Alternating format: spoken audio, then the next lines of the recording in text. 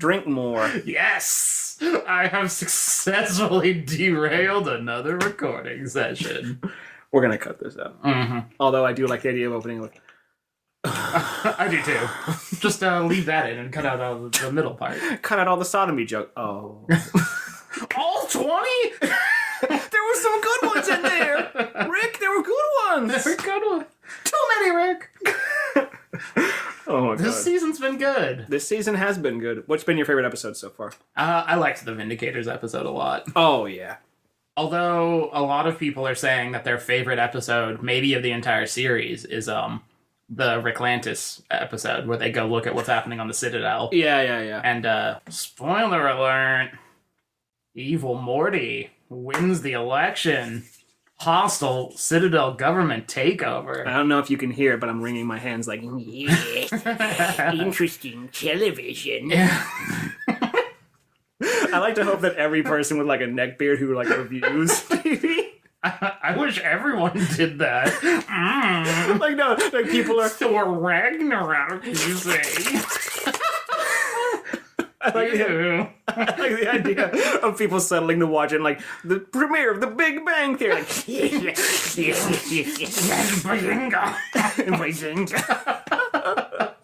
Oh, that'd be perfect. I will say this: The Big Bang Theory. A lot of people are like, it's like nerd blackface. I don't care about that. I think that's overblown. Blackish, you mean? No, nerd blackface. Like it's insulting to nerds. Okay. Like under the premise of being a smart show, even though it's a dumb show. Right. I don't give a shit about that circle jerk. I will say.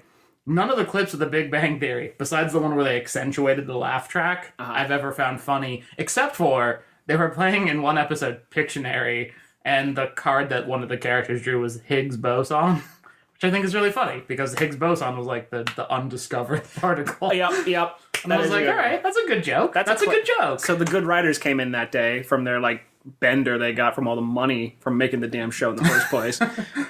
I feel like once you get a certain level of rich, you just start snorting money. Dude, I wonder if Seth MacFarlane does that, and that's why we have the Orville. Oh, God. I need to watch that. I want to see if this is good. I feel like, this is going to sound mean, but I feel like Seth MacFarlane is lost without Adam West. I know they don't really have a lot to do with one another, and maybe the Orville is good. I don't know. I haven't watched it. Well, I can't judge it by its cover. A lot of people do that with shows that I find really funny. Yeah, they do.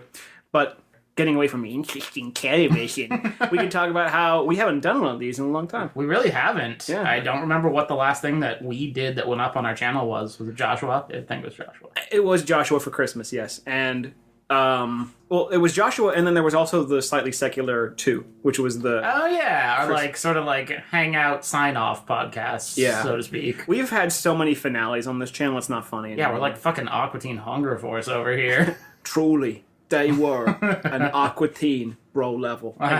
But... God, I still can't believe...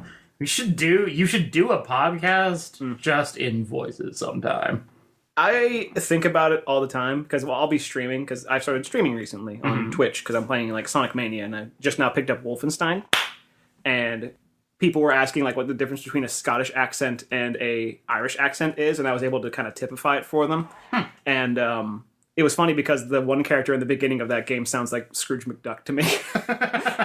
And so I'm like, Uncle Scrooge, I don't know how I feel about assaulting this Nazi bunker. It's like, it's okay, dude. Get on it, man. Life is like a hurricane Here in Deutschland. Yours is better. Yours is way better. Race cars, Nazis, airplanes. It's a Third Reich. Wow. Might solve a mystery. I don't know.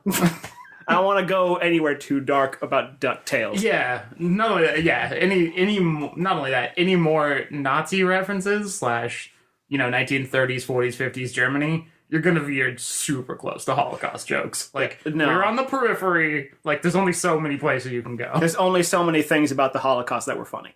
There you go. It's a good way to put it. So, we're here today because I went on a binge and listened to a bunch of fantasy fiction, and it got me inspired to write another story. Boosh. So we're here to do that, and I realized, it's on my notes. Okay, good. Yeah, that's why I pulled out my laptop finally. Yeah, I'm going to do that too with my stuff. But, don't pull out your stuff, okay? This is a family show. This is a family show. Literally, it's meant for families, and you and I are family. Yeah, that. Can't desecrate that. Desecrate tails. It's not duck. It's DuckTales, not desecrate tails. Interesting choice of words. Might solve a mystery. Might redefine misery. I'd like to point out that on your GarageBand, the second track, is named Female Basic. Yeah, so it's like meant for basic bitches. Is that what it's getting at? It's pretty fucking sexist, GarageBand. Well, ours is called Mick, so it's the Irish channel. Jesus, it's so offensive. Yeah. This is not a PC podcast. If you want to listen to the PC podcast, go to brolevel.com/fuckyou. But yes, so we were at coffee on Sunday because we have mentioned it, I'm sure, before. But every Sunday, as a tradition, we like to get coffee with our father. And I don't know how the conversation steered to clowns. I don't remember either. But clowns. I think we were talking about It. Yes, because it just came out. Because It just came out. Yeah, with Bill Skarsgård or whatever. Skarsgård, because the O above the A makes it an O sound. Oh, so suddenly you're a fucking Scandinavian expert? What do you know about Scandinavia? I started dating a Finnish girl. Yeah, well, I once successfully identified Iceland, Norway, Sweden, and Finland on a map. So, who really knows more? Time to get your dick out. Time for a sucking. Anyway, what? That's the reward. Excuse me? I don't want it. I don't know anything about Scandinavia. I changed my mind. I was lying. That's what the fuck I thought. What's the capital of Sweden? Oslo? Finland? Fuck! I think that's gonna be my retort to anything now. Where it's like, if someone corrects my grammar. Where it's like, that'll shut them up. Exactly. I think you mean they are. Is it they are or there? You got me. Whip it out. If my mouth ain't good for grammatical accuracy, I know for something. No, it's one thing it's good at. Goddamn. Also, lost in all this, you've been to Finland. I've never been to Europe. Hey, I was ill. We can talk about more of that on a possible future stream. Future.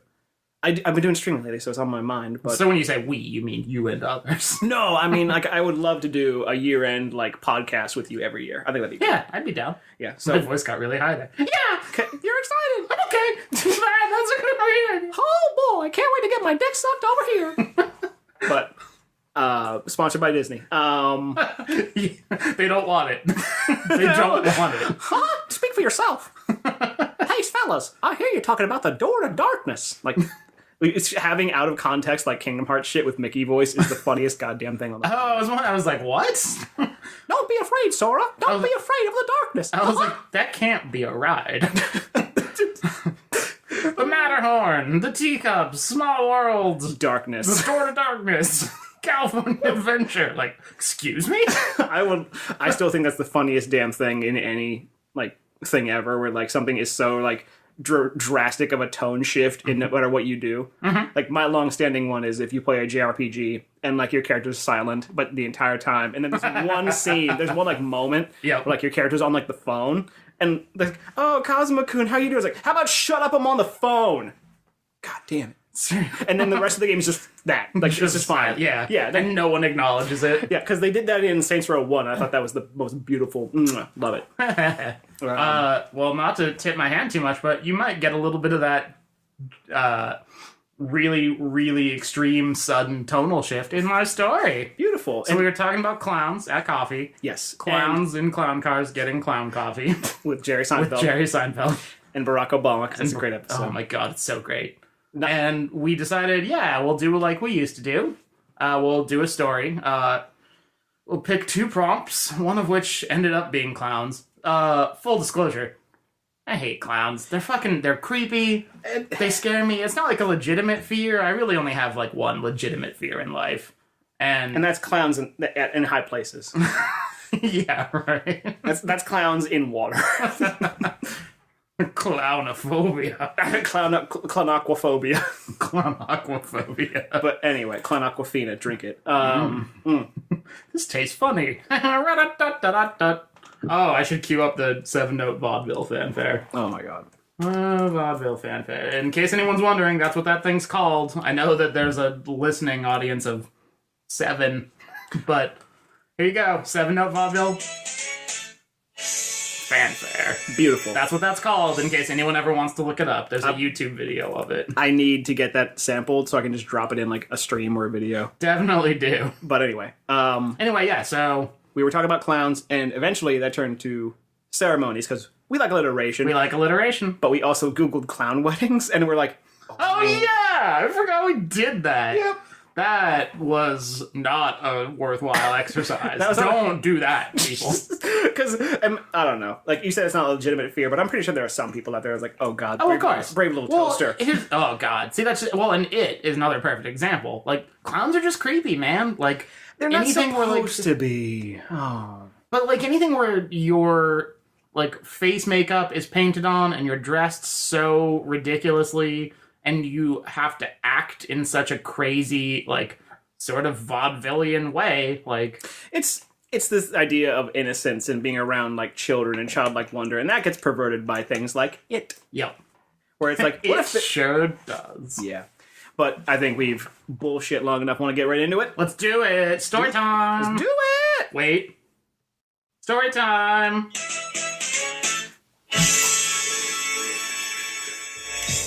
Yeah. They really fucking hang on.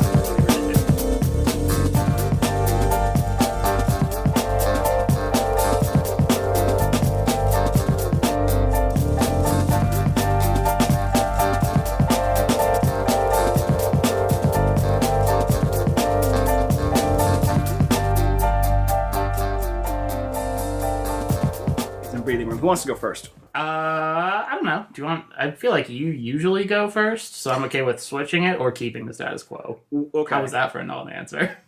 I'm fine with anything you have to say, so you answer the question. I'll go first. Fuck it. Okay, sweet. Okay. So, I will set my laptop aside and listen raptly. Yes. My story is called The...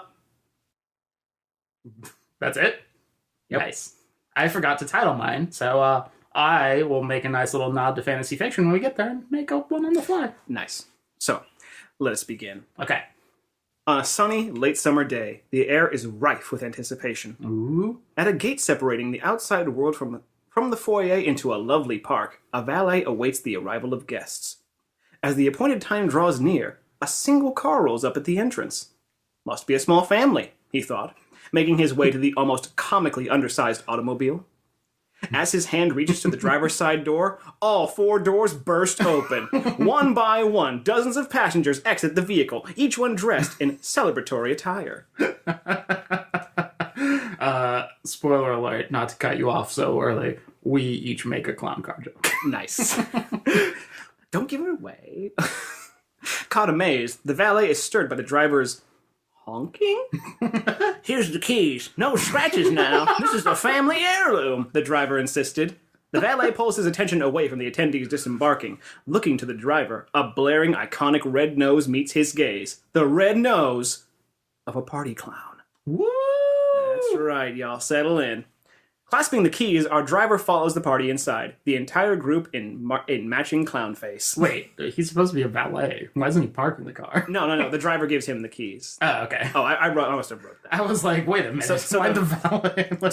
It's from the valet's perspective. He's clasping the keys, and then the driver goes in. I got it.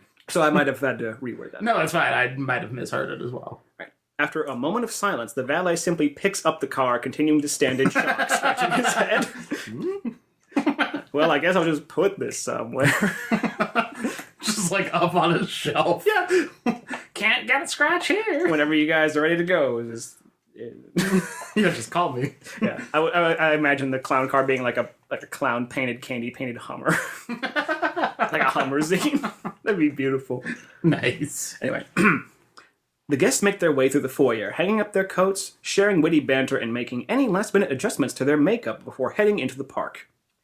As the sun greets them across an open, lush meadow, an elegant display of undying love painted the grounds with a luxurious coat of white. Ooh. The perfect setting for what will only be a perfect wedding. Yes, clown. Judging by your response, you've probably gathered that this was no ordinary wedding. Oh, no.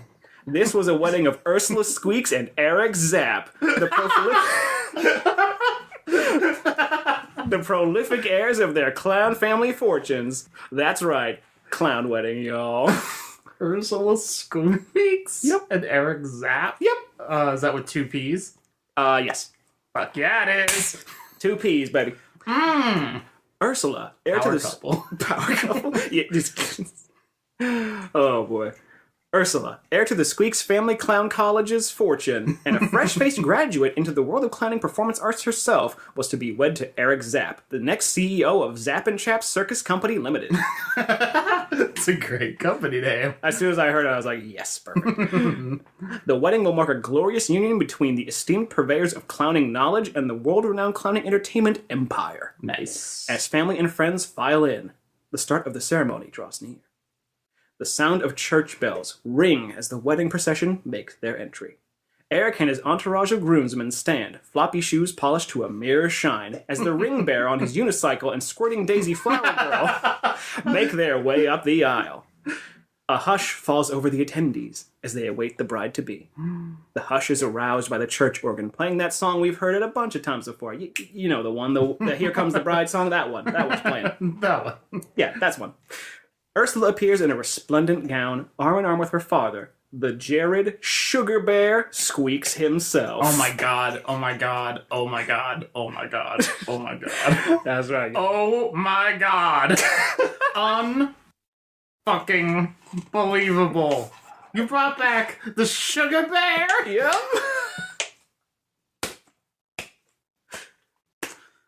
So happy. I'm so happy I can cry. It's just like a real wedding now. You're attached Like I'm getting married to your story. These characters are attached to them. They've been in 3 stories. Anyway.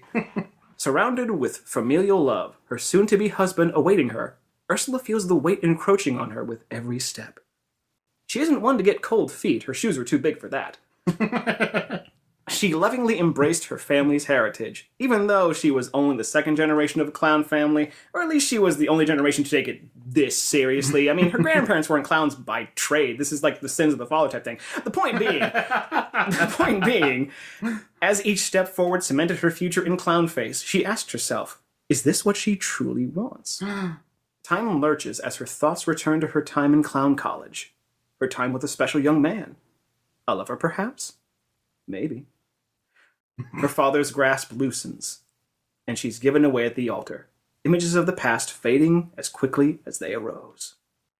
And with this ring, Eric proclaims in earnest, sliding the ring on Ursula's finger, I give you my promise that from this day forward you shall not walk alone.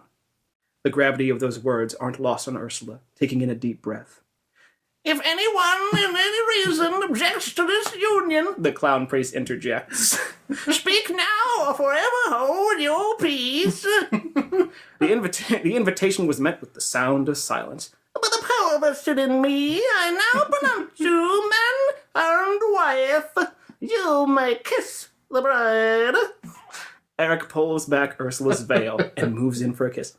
Excuse me, sir, this is a private ceremony. Please take a seat or we'll have to ask you to leave, the priest instructs, fouling the mood. Everyone's eyes turns to this uninvited guest at the back of the aisle, only to be greeted by a mime. Oh my god! That's right. A mime makes his presence known, pounding on an invisible wall of glass. Ahead of me. I get it. His lips seem to be calling Ursula's name over and over. The mime's routine continued as disquiet gives way to agitation amongst the guests. As a din of jeers erupts in the church, Ursula couldn't help but get pulled into her memories. Glenn! She shouts over the guests. Glenn. Glenn's face lights up, pointing to his nose like in charades, like when you get the right answer. He does that thing. Good job, Glenn. Way to let her know. Ursula pulls up the train of her dress in an attempt to unite with Glenn on the other side of the metaphorical and, for the sake of integrity of the performance, literal divide. Ursula's family attempts to pull her back as Eric and his posse of insane clowns attempt to shatter any hope of the reunion. Glenn proceeds to pantomime a bowling ball, hurling the projectile down the aisle. Some say it was the oversized shoes. Either way, they all fell before Glenn's remarkable bowling prowess. Nice job, Glenn. Fucking miming up a storm. Fucking killing it. Think of what you're leaving behind, Ursula's mother chides. I can make my own decisions, Mother. It might have been late for you, but it doesn't have to be late for me, Ursula proudly replies, overcome with anger. Ursula's mother reveals a cream pie. No! Reeling back, she attempts to force the pie into Ursula's face. Before she can, Ursula's bouquet fires a stream of seltzer in her face, disarming her. Yes! Yes! Classic! Glenn and Ursula stand to fight against the horde of clowns. Glenn now appearing to swing something in order to keep them at bay. I can't tell what it is, but I'm sure it's something. They reach the foyer. Oh. Helpful.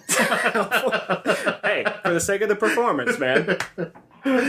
They reach the foyer doors before finally escaping, and for good measure, Glenn decides to provide a chain and padlock sealing the exit, and if that weren't enough, he swallows the key, taunting them with a lick of his lips and the rubbing of his belly. That's classic miming. Angry clowns line the opposite side of the door, and Glenn and Ursula make a mad dash to anywhere but here. Nice. They continue to run down the street in a fever pitch before hopping on a bus, taking a seat in the back. As the excitement dies down, they are once again rejoined in that sound of silence. After some time, Glenn proceeds to pick up where he left off, trying to feel the edges of a glass box. Only this time, it encases both he and Ursula. The end! That was... Oh my god. That was a fucking masterpiece. Thank you. The Graduate references. Have you seen that? I know about... I've never seen the whole movie. That is, well, okay. Like, I get that that's an iconic scene, but that's impressive. Well done. I love The Graduate's a great movie. Yeah, I've heard many good things, and I thought I'm not to get too deep into my thought process, but like I thought about the ending because I'd watched it before, and I thought about the entire context of the story, and I thought about like, what is something that is so ambiguous about the story that I can make literal? And so them... The Sound of Silence. The Sound of Silence, and them also being together, confined in a glass box. In a glass box. Yep. Hello, darkness, my old friend. And then I hear the disturbed version in my head because of Gears of War 4. It's a great... That was in Gears of War 4? Yeah. It's a great cover. Oh, yeah. I didn't realize the lead singer of Disturbed could sing like that. Yeah. When I saw him, he did it live on Conan or something, yeah. And I was like, oh. Sound of silence. And it's the deeper register that kind of makes me get it too. And I like that near the end, as it starts to build, he slips into that Disturbed voice. To the neon gods. yeah, exactly. Because you think about Get Psycho, you think about that. Dude, that story made me delightful. That story delighted me. There was a callback to Sugar Bear. There was clown props. There was a mime. I was thinking of having Jester come back and be like the kid, like his son being the mime. But I think it would be kind of funny to have like a dynasty family of clowns and mimes, kind of like Hatfields and McCoys. But I wanted to, We run this town. Don't give too much away. Fantasy fiction, not Fantasy Fiction 5. Who knows? Let the audience have fun with it. It's their world as much as it is ours. You guys go have your fun. You guys have your fun. Be safe, but have your fun. We have your fun now. That was awesome. Thank you.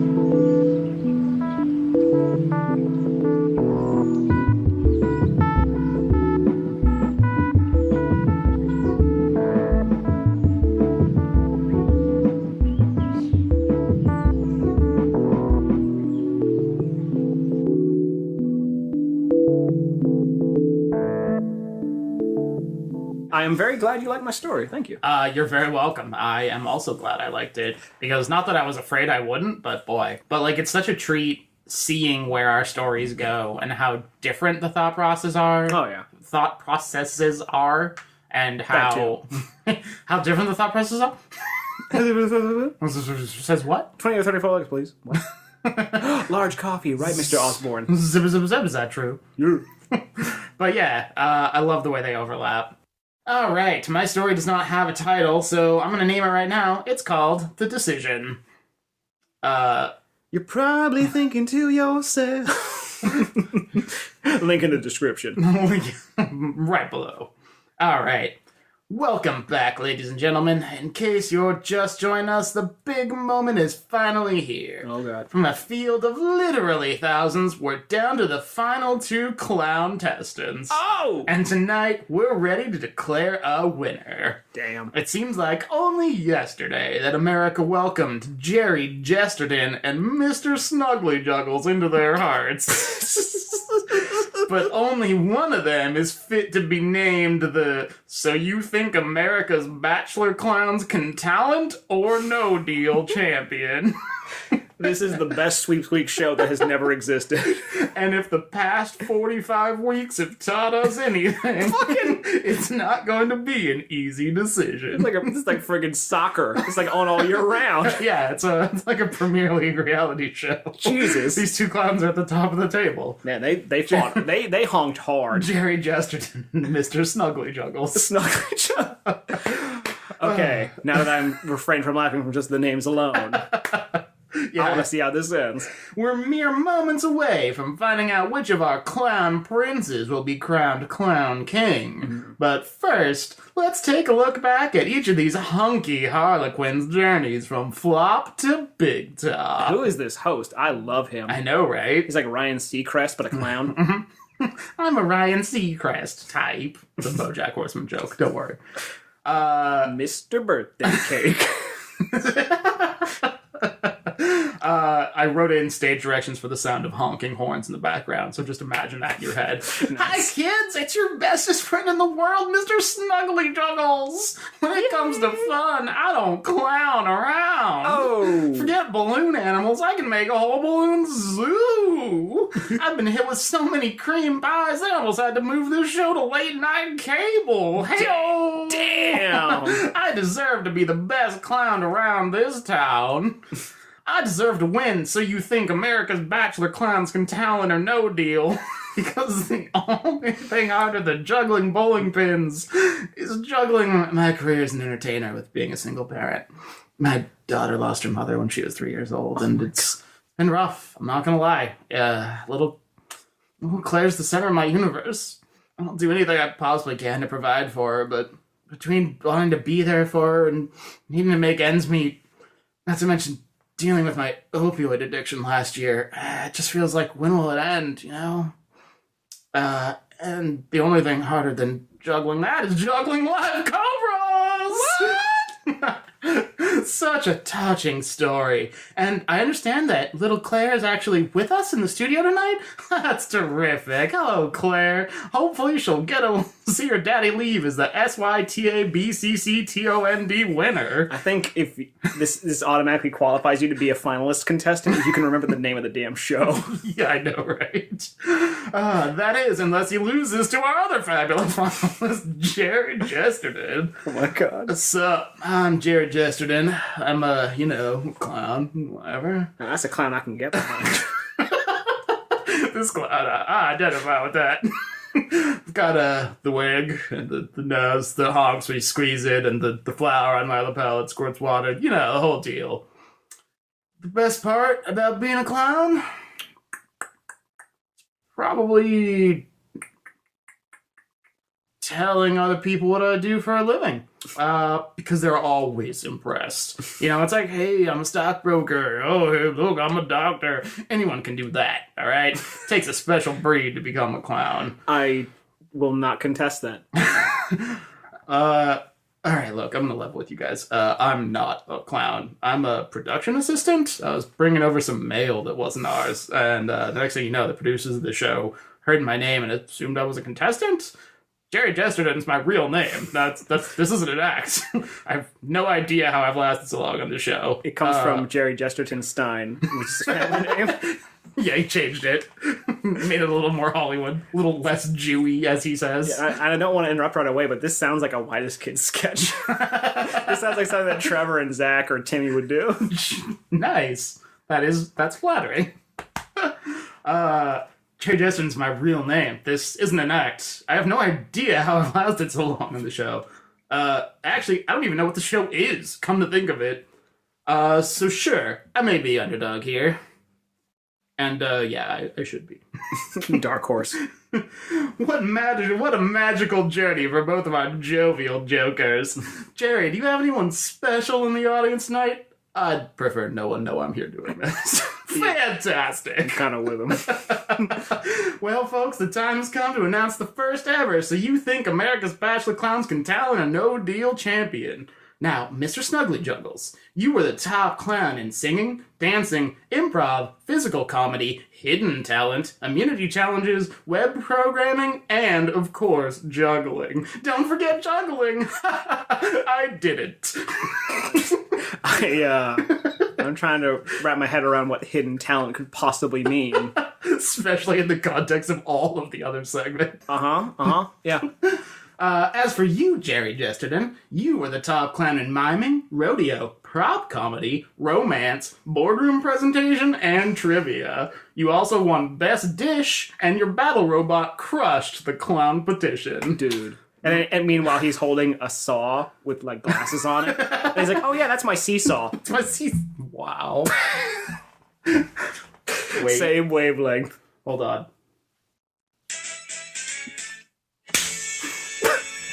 That's how you punctuate a joke. God damn.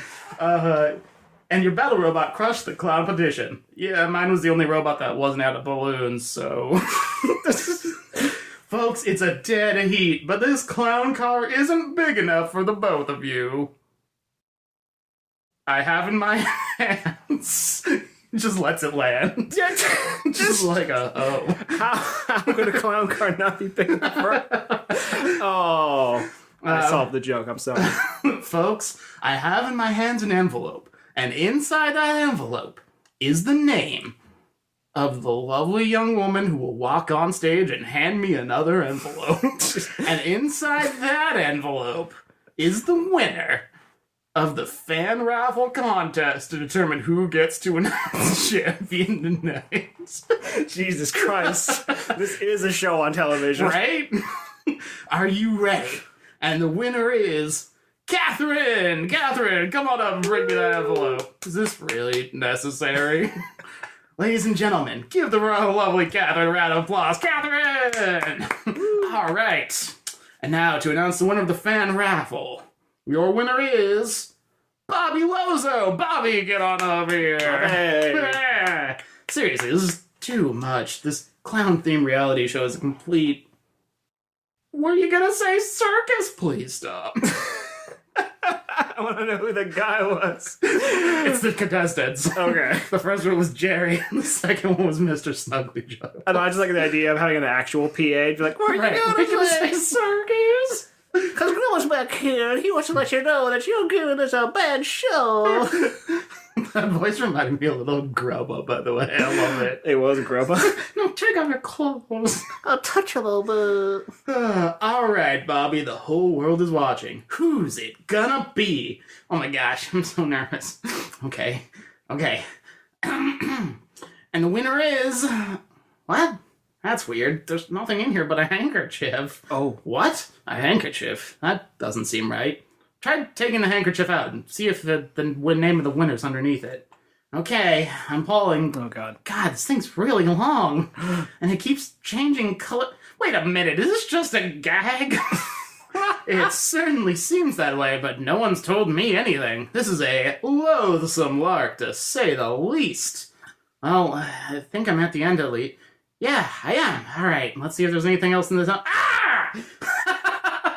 An envelope that throws pies in your face. Now that's truly what America tuned in to see. Oh my. Folks, that's it for this season of SYTABCCTOND. Seriously? Who the fuck won? This whole thing was a setup for a pie in the face gag? Did either of us even win? Feel free to investigate the pie envelope yourself, Jerry. Really make sure you get your face down in there. Unfucking believable. Until next time, ladies and gentlemen, this is your host, Roger Bodgler, reminding you to leave clowning to the professionals. There's a reason they call it funny business. Good night. That is the best sign I've ever heard in my life. And second, I was kind of hoping that like a helicopter would come in and take him away. Like, just Goodbye! just completely accentuate, like, you all wasted your time. 45 weeks, motherfuckers! Try to get more entertainment than this watching sports, dickheads. That was a crazy.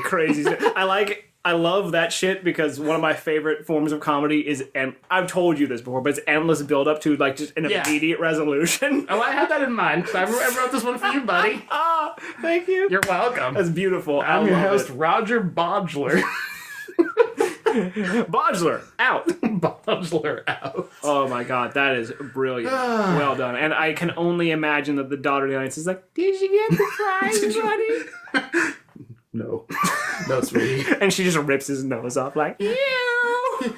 Mommy's not coming back either. Aw. Because I killed her. Oh no. Whoa! Jesus. Plot twist. That would be so sad. But yeah, I liked it. I felt good about it. That was a good one. I love it. Every time we do these, I love it. They're so great.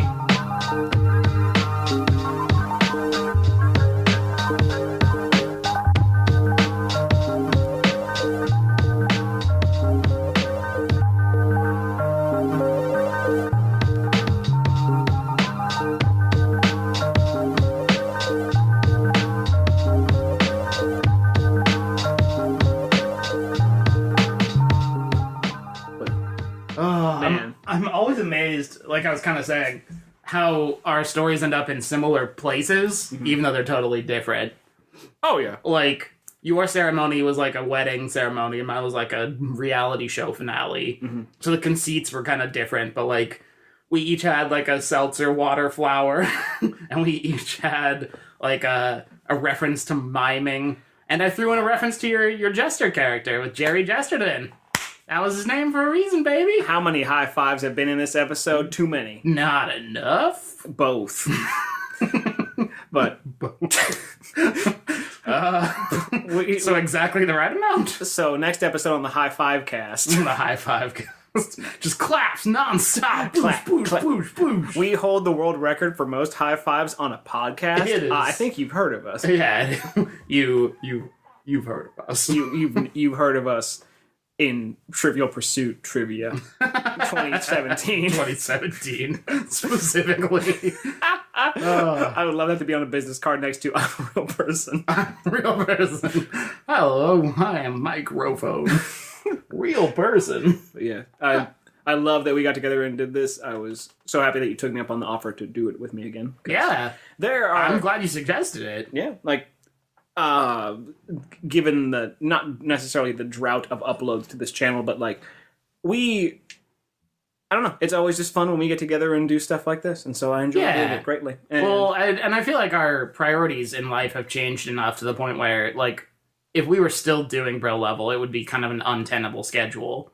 Just because at the time we were doing it, I was largely, like, taking time off of work and or not super busy with it. There was like nothing to really do. Sure. And like at this point, you're like working toward your own goals, and you also do streaming on a semi-regular, pretty regularly. Like I try to get one on Monday and Thursday, but like now that I actually have a consistent game to play and a consistent schedule, I like to do that. Well, and I guess that's my whole point. It's like our lives have not diverged from each other, but in terms of like free time and flexibility and like desire to do a regular Bro Level show, that's not really like a thing anymore. But these periodic things, like these special episodes, any like fantasy, I love writing short stories. Oh yeah, I banged this thing out. Like I did the outline at work in like 5 minutes, just like got the premise down, and then last night when I got home at like 10. I banged it out in like an hour and a half. Nice. 'Cause, like for me, it was I just came up with I think it shows a funny process that we have that's very different because you have an outline or something. I have an outline, but mostly my outline revolves around names and how I can make jokes around that. Nice. And so when I heard when I came up with the name Zaps, I thought about like Zaps and Chaps Clown Zaps Company, and I'm like, yeah, let's do that. That's so funny you say that.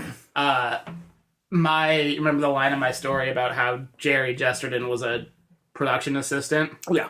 I was thinking for so long last night, at least 10, maybe 20 minutes, of like, what's a funny show I can put him on? Like, he's a production assistant on, like, CSI Clown College, or, you know, like some clown sort of science. Yeah, like some sort of like clown theme show. And I was like, well, then the risk is like the joke won't land because that's not a real show. And like it's up to the listener, in this case you and whoever else is listening, to be like, oh, I get it. Like, I see now that was a show title or whatever. Yeah. Instead of, it's more of like a visual joke than an audio joke in some sense. Mm-hmm. Yeah. So I was like, all right, I'll just scrap this joke. Comedy's hard. Talk to Max Brooks sometimes. Jesus. He was on Conan last night, so he's on my mind. Oh, nice. But great interview. But yeah. At the end of the day, I'm really glad that we were able to do this, and I'm glad our lives are going in their own directions, and that we can still find time to write a goddamn story about a clown on a reality show. Hell yeah. High five again. Getting a pie in the face instead of a prize. And I don't want to give too much away, because this is going to make the episode, but you know what I want to do this year? What's that? First off, I want to do a Slightly Secular Spectacular 3. Sweet! So I'm in. A year in review podcast where we just shoot the shit and we talk about the shit that happened this year. Hell yeah. And then, you know what I want to do too for Christmas and or Halloween? What's that? I want to do Dead Rising 4. Oh, shit! Because I got that shit on PC. Give me some. Give me some. Give me some. Give me some. Yeah, baby. Yeah. Yeah, Woo. Baby. Yeah, cup of my balls. That's not what I was doing.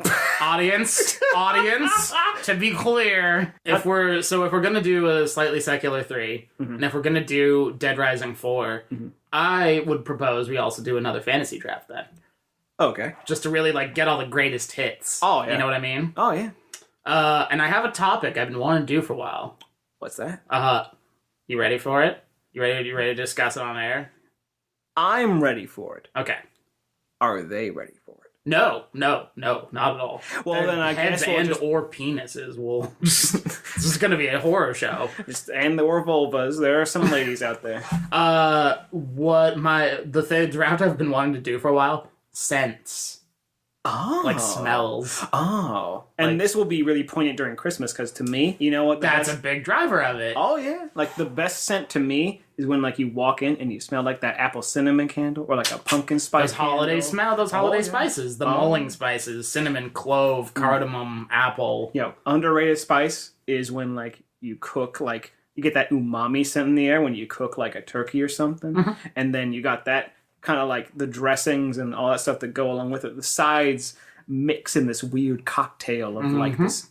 You can taste the air, and it's like, oh, it's so good. It's like when you make a soup and you can smell like the ingredients that go into the soup. Yeah, 100%. 100%. A soup is a really great way to do that too. A soup is really great for identifying particular scents, because the whole point is you throw them all into a thing and then you boil it, and the whole point is to extract the flavor, the essence of those things. So like. It's not like, you know, oh, I threw a bunch of rosemary on this chicken that I threw into the oven.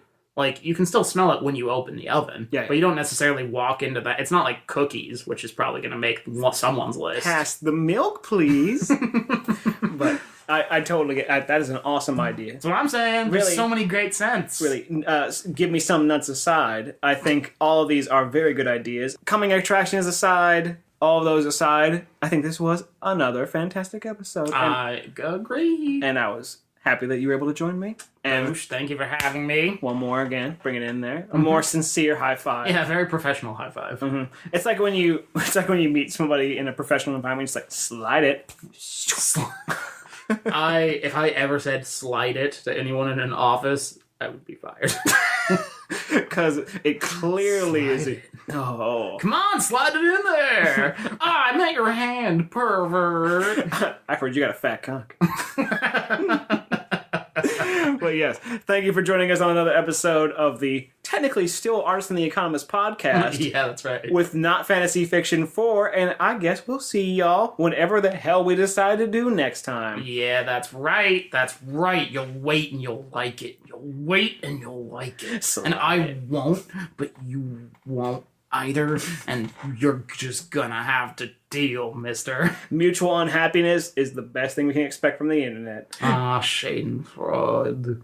It's German. I'm sure I'm butchering it. You quoting that Nazis again, boy? Yep. We'll see you next next time, guys. We'll see you next time. Bye-bye. Signing off. Thank you. Woo. Goodbye. Bye-bye.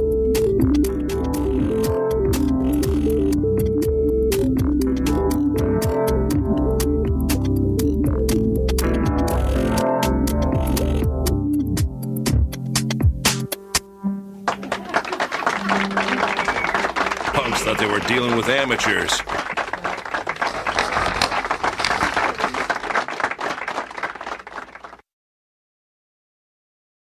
Yo, Star, are you looking at my YouTube related videos? Yeah, the I Heart the 90s. Mm-hmm. And Bo the Burnham. Kodak conversation with that fat guy. What? That thing right you were just on. This thing? Down. This? Down. This? Yeah. Oh, that's To Catch a Predator. God damn it. Sorry. Alright, but anyway. Didn't want to mention it. I was hoping that's not the one you were referring to. It does look like a Kodak conversation, though, now that you mention it. Children. But Snake, that girl, only 12 years old. I wasn't going to do anything. I was just here to hang out. I brought beer for myself. I brought snakes and ladders. This isn't good. Dude, Solid Snake would be a really great, dirty screen name. On like an instant messenger. Show her my Solid Snake. You know, you get it. You get it. My covert spy name is Erect Snake Cock. Snake, you married to that? It's not great. It's Snake, it's not great. Liquid Snake. Snake, did you like my sunglasses? Who the hell are you? You killed Master. I'm so erect over this. What? Why? Just shoots her in the face in confusion, like, problem solved. Snake looks down, he's like, looks like I got all the dominant genes. And then it'll go, like, the game over music, like, Snake. I want a game where you have to not get a boner. And so it's like a sneaking game. And you're trying to hide from like hot like men or women or whatever. Yeah, and then it is you try, right. and if you get caught, like and die like "Argh!" and then it plays that, and then you get this is like bone over. Game boner. You've got like a boner meter where like if someone's getting close, it's like, oh no! Blood's starting to flow. Whose footprints are these? I'll have sex with them. Oh Wow, god. These genome soldiers are horny. Jesus fucking Christ.